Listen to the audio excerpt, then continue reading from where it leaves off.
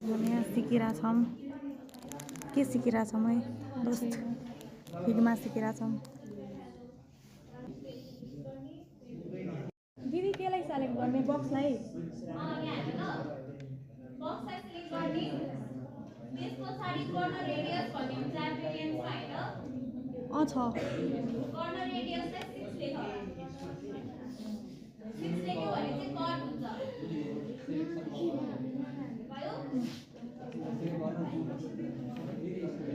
दिदी अनि त्यो बक्सलाई लास्टमा लग्ने कि बीचमै छोड्दिने लास्टमा यो कलम हेर त यहाँ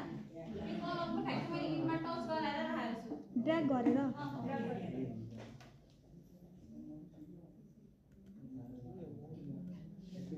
मेरो सेलेक्ट हुँदैन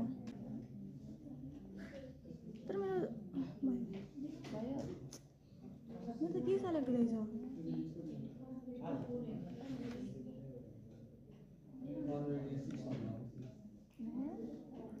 दिदी मेरो त ड्र्याग नै भइरहेको छैन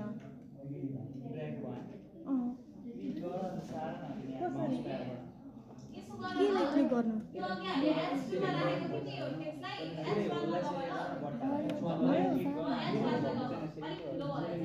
अब कसरी थाहा पाउने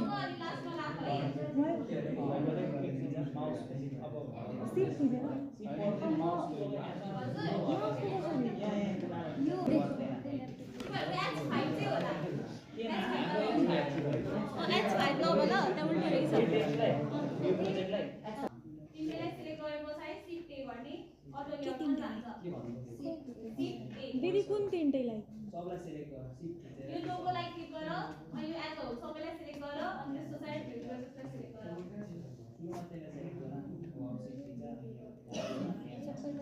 नै कसरी के हुँदैछ यसलाई सिलेक्ट गर अनि यसलाई सिलेक्ट गर सिफ्ट भनेर हुन्छ अटो लेआउटमा जान्छ सिफ्ट छ त अब सिफ्ट अब के गर्नु सिफ्ट अब चाहिँ जुम गरेर हेर्ने बानी बसाउनु है हेर्ने कलमको स्टार्टिङदेखि हेर्ने टच भएको छ कि छैन कलमको इन्डमा पनि हेर्ने टच भएको छ कि छैन इफ टच भएको छ भने हामीले यसलाई सिलेक्ट गरेर